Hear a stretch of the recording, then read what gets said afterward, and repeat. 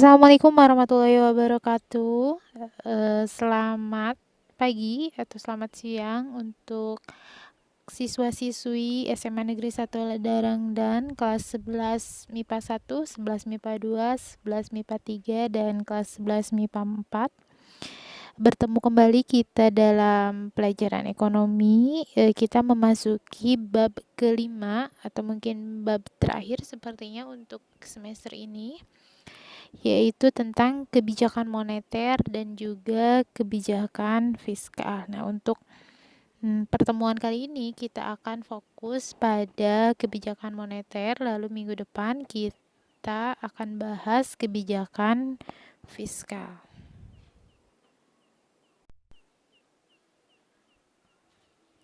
Oke, untuk pembelajaran hari ini, tujuan pembelajarannya ada 3. Yang pertama yaitu setelah membaca materi, kamu mampu mendeskripsikan peran dan fungsi kebijakan moneter dan kebijakan fiskal dengan cermat.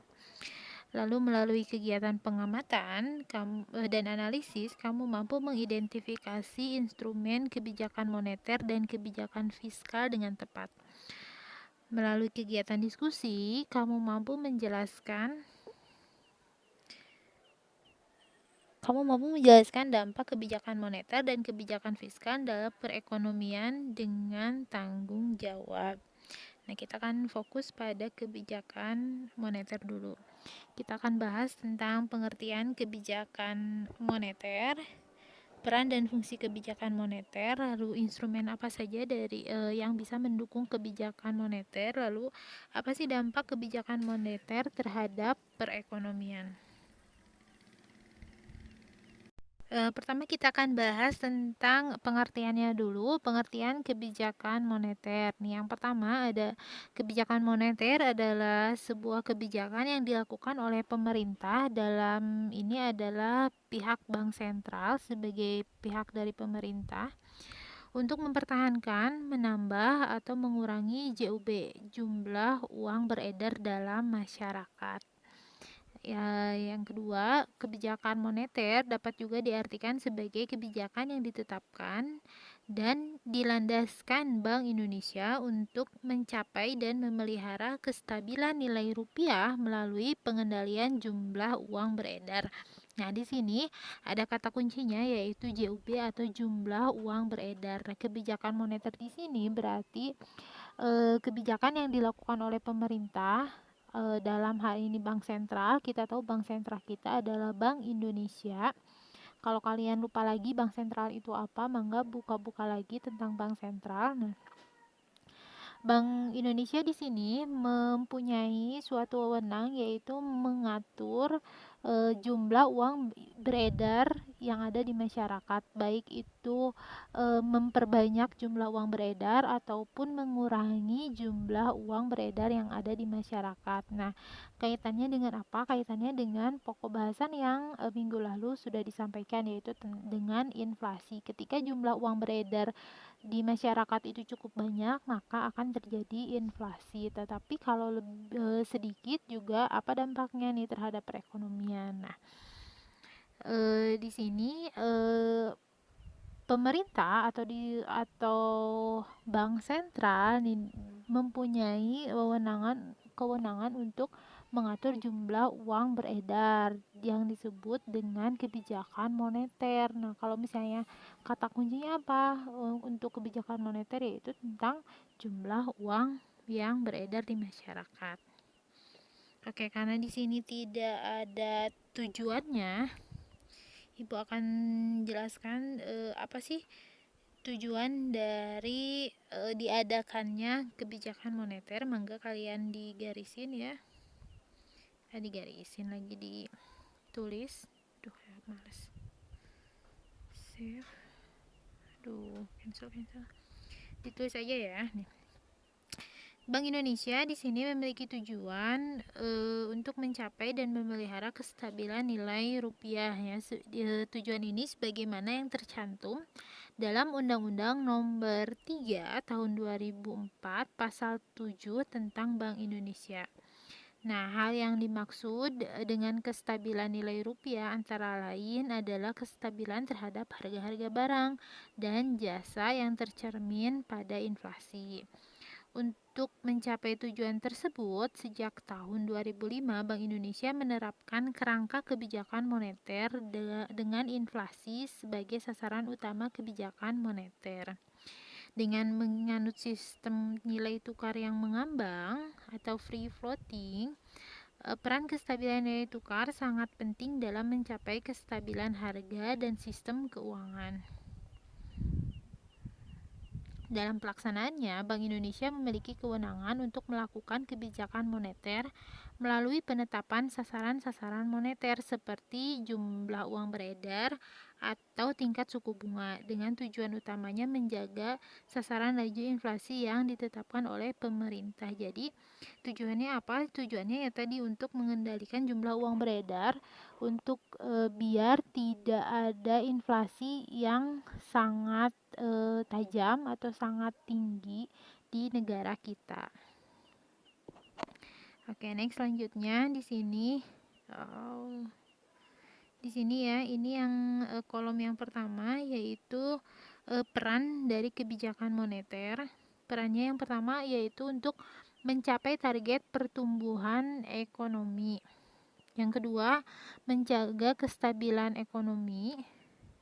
Yang ketiga, menjaga stabilitas harga untuk mengurangi inflasi, meningkatkan kesempatan kerja dan pemerataan pendapatan, memperbaiki rencana pembayaran dan neraca perdagangan. Neraca pembayaran dan neraca perdagangan ini adalah peran-peran dari kebijakan moneter. Lalu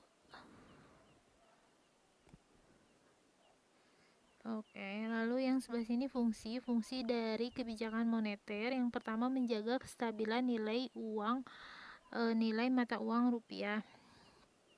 Kenapa fungsinya menjaga kestabilan nilai mata uang rupiah ini? Jelas ya, karena kalau misalnya jumlah uang beredar di masyarakat itu cukup tinggi, maka harga barang akan cenderung lebih naik, dan ini menyebabkan bahwa nilai mata uang rupiah kita berarti semakin rendah. Dengan kata lain, misalnya ketika kita harus membeli sebuah pulpen yang asalnya 1.000 jadi 2.000, berarti harganya naik, tetapi nilai mata uang kita justru turun. Tadinya 1.000 itu bisa dipakai untuk beli pulpen atau pensil, sekarang tidak bisa, berarti itu kan turun, nilai mata uangnya turun, harganya naik.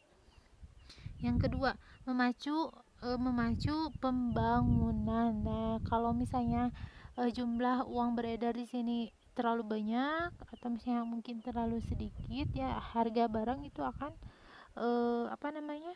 akan tidak stabil. Dan kalau misalnya ketika jumlah uang ketika terjadi pembangunan pun akan memicu terjadinya pembangunan. Kalau misalnya barang-barangnya murah, itu akan semakin meningkat ya. Kalau misalnya jumlah uang beredarnya berarti sedikit. Selanjutnya ada mendapatkan dan mengambil manfaat suku bunga. Nah, ini dimanfaatkan oleh orang-orang yang punya tabungan di bank atau misalnya punya deposito di bank. Dan ini memanfaatkan mengambil tingkat suku bunganya. Misalnya ketika nabungnya dari nabungnya dapat sekian persen, nah presentasi tabungannya dapat sekian persen, nah ini memanfaatkan tingkat suku bunga. Kalau kan ketika jumlah uang beredar naik ya, perlu diketahui ketika jumlah uang beredar di suatu negara itu naik, maka kebijakan moneter yang diambil adalah meningkatkan suku bunga. Agar apa? Agar pemerintah bisa menarik kembali uang-uang yang ada di luar untuk mengurangi jumlah uang yang beredar di masyarakat. Dengan cara apa? Dengan cara meningkatkan suku bunga agar masyarakat tertarik untuk menabung. Ketika uangnya dipakai untuk menabung, maka jumlah uang beredar akan turun. Lain halnya ketika uangnya dipakai untuk berbelanja, nah ini akan memacu pembangunan.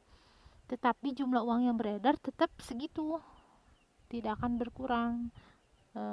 Nah, kalau misalnya ditaikkan suku bunga, maka jumlah uang beredar otomatis akan berkurang karena uangnya ditabungkan ke bank. Oke, yang ketiga menyeimbangkan permintaan dan penawaran uang.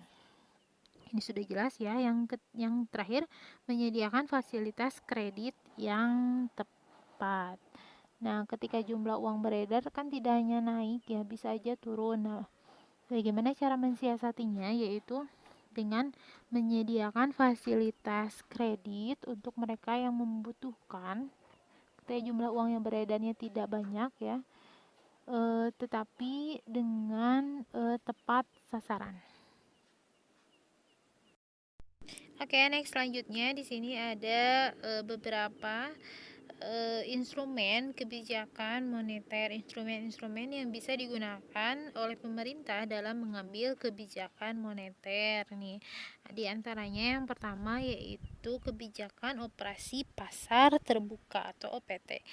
Operasi pasar terbuka ini adalah salah satu kebijakan yang bisa diambil oleh Bank Sentral atau di sini Bank Indonesia untuk mengurangi atau menambah jumlah uang beredar. Nih, kebijakan ini dilakukan dengan cara menjual sertifikat Bank Indonesia atau SBI atau juga bisa membeli surat berharga di pasar modal. Ini dilakukan secara terbuka ya untuk mengurangi jumlah uang beredar. Bisa menjual atau membeli sertifikat atau surat-surat berharga. Yang kedua, ada politik diskonto. Diskonto adalah usaha pemerintah dalam mengurangi atau menambah jumlah uang yang beredar. Nah, di sini caranya yaitu dengan cara mengubah diskonto bank umum. Jika bank sentral memperhitungkan jumlah uang beredar telah melebihi kebutuhan atau bisa jadi gejala-gejala inflasi, ini bank sentral mengeluarkan keputusan untuk menaikkan suku bunga. Dengan menaikkan suku bunga akan merangsang keinginan orang untuk menabung. Nah, kayak yang tadi sudah dijelaskan ya, ketika jumlah uang yang beredar dirasa cukup banyak, maka pemerintah akan melakukan politik yang disebut dengan politik diskonto, yaitu menaikkan tingkat suku bunga. Jadi, orang-orang yang punya uang berlebih akan tertarik untuk menabung dan memanfaatkan suku bunganya tadi. Yang ketiga adalah politik cadangan kas. Nah, Bank Sentral juga dapat membuat peraturan untuk menaikkan atau menurunkan cadangan kas atau kas rasio. Bank umum ya, bank umum itu bank-bank yang lain selain Bank Indonesia atau bank-bank yang kalian kenal, misalnya BCA, BJB, BRI, BNI. Nah, di sini bank umum itu akan menerima uang dari nasabah dalam bentuk giro, tabungan, deposito, sertifikat deposito, dan jenis tabungan lainnya. Ada persentase tertentu dari uang yang disetorkan nasabah dan tidak boleh dipinjamkan. Nah, di sini bisa menaikkan atau menurunkan cadangan kasnya, kas minimal dari bank-bank tersebut. Yang selanjutnya ada kebijakan kredit ketat atau selektif. Nah, kredit tetap diberikan kepada bank umum, tetapi pemberiannya harus benar-benar didasarkan pada syarat 5C. C yang pertama yaitu karakter. Lihat personality dari orang yang akan meminjam, capability, collateral, capital, dan condition of economy. Dengan kebijakan kredit ketat, jumlah uang yang beredar dapat diawasi.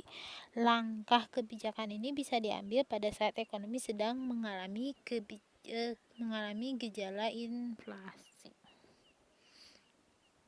Oke, yang selanjutnya adalah kebijakan himbauan atau dorongan moral. Bank sentral juga dapat mempengaruhi jumlah uang beredar dengan berbagai pengumuman, pidato, dan edaran yang ditujukan kepada umum dan pelaku-pelaku moneter lainnya. Isi pengumuman atau pidato atau surat edaran bisa berupa larangan atau ajakan untuk menahan pinjaman tabungan ataupun melepaskan pinjaman. Yang selanjutnya adalah kebijakan devaluasi dan revaluasi. Ini menaikkan